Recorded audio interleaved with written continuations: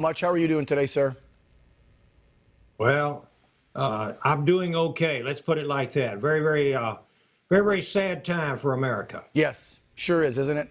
You know, yesterday when we were doing our interview with President Trump in New Jersey, and he and I were speaking off camera, and we were talking about that's the phrase that literally he said to me probably 3 or 4 times. Isn't it so sad, Dan, to see what's happening in America today? And it was the whole collective of what Biden has created in the last 7.5 months, besides this massive debacle in Afghanistan. But then it goes so much further. There's so much more that has happened in this country in such a short period of time. Brian, I got to ask you, because this was a back and forth with 45, and he truly believes that this whole debacle is pure incompetence from some of the top brass in military leadership and obviously the Biden administration. Now, you have probably heard or seen online, there's conspiracy theories that this was intended. They want to do this. They wanted Afghanistan to.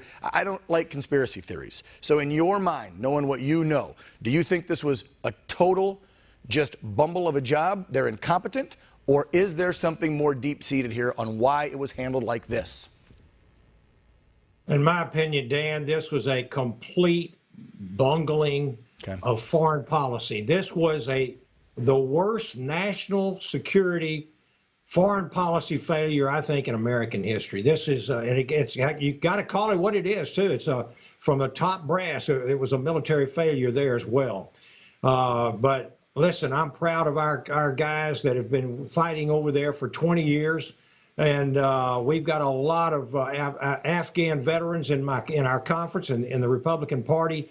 Very proud of these folks, these men and women. And they've got nothing to hang their heads about at all.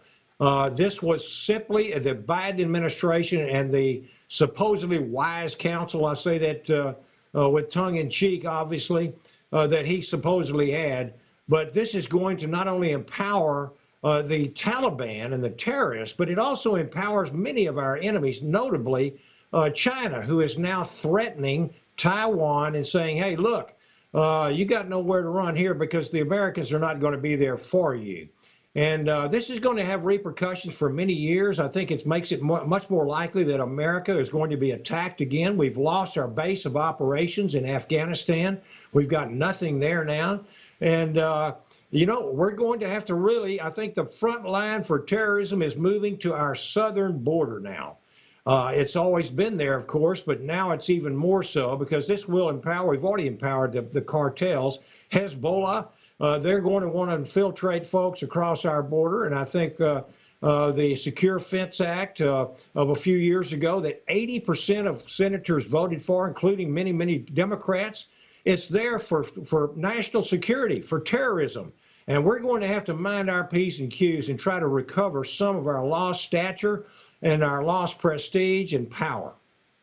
Well, and that may take a change in administration, I firmly believe, because how in the world, Congressman, will any of our allies think we'll have their back? And as you just talked about, our foes will think we'll return fire with tenfold fire if we have Biden sitting in the White House for another 3 years, 4 months, and then, God forbid, another term from him. I can't see the American public doing that unless, of course, there's cheating involved. But anyway, we won't go there right now, Brian. How does this, and you just talked about the message, but this really damages us. Not right now in 2021. This damages us for years, decades with our allies. There's no question about it. One of the worst positions that America could be in would have our enemies laugh at us and not fear us whatsoever, and have our friends to think we're treacherous and undependable. Right. And this is exactly what this has done. And so we've got a lot of work cut out for us. We just had a phone call of our conference just a few minutes ago, and we've got our work cut out for us trying to force this administration to do the right thing, to beef up our foreign policy, to start building ships and rebuilding our military. We've got to have a Navy fleet that's going to match the Chinese and surpass it. We've got to build hypersonic weapons. We've got to start fighting back against this Belt and Road initiative of the Chinese. And hypersonic weapons, there's a lot of things that we have to do to make sure that going forward we'll be taken very seriously. And this Biden administration has made us a laughingstock. Yeah, you're talking about speaking softly and carrying a big stick, and we've always had the biggest stick in the schoolyard.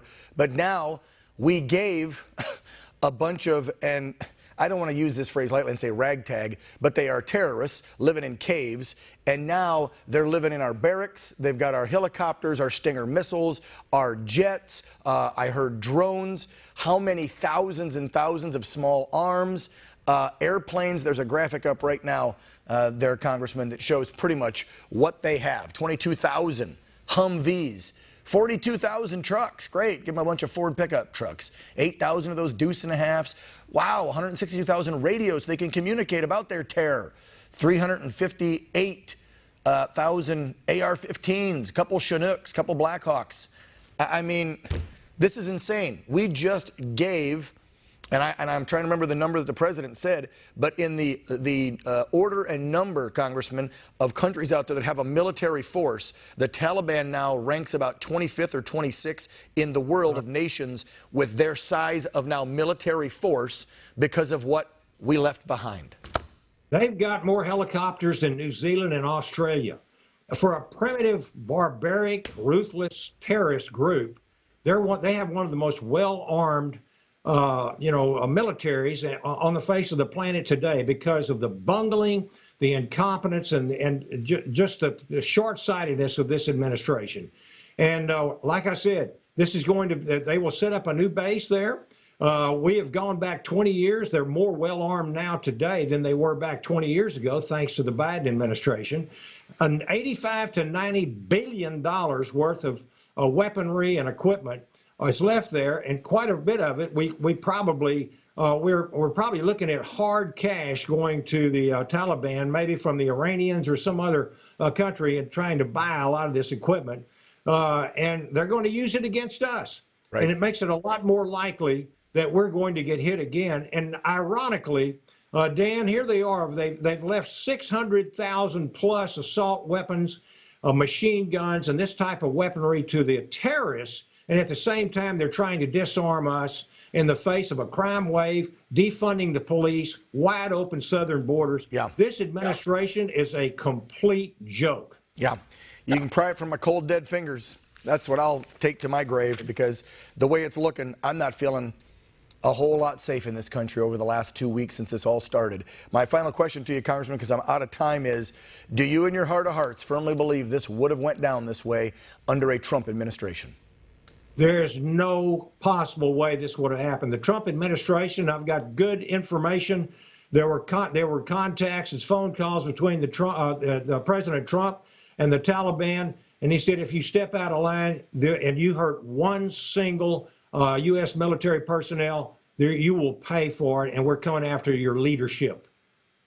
I can confirm that. He told me that yesterday. He told Abdul he dropped 20 bombs on his front door, and there was a few colorful metaphors in there. And Mr. Taliban leader said, yes, sir.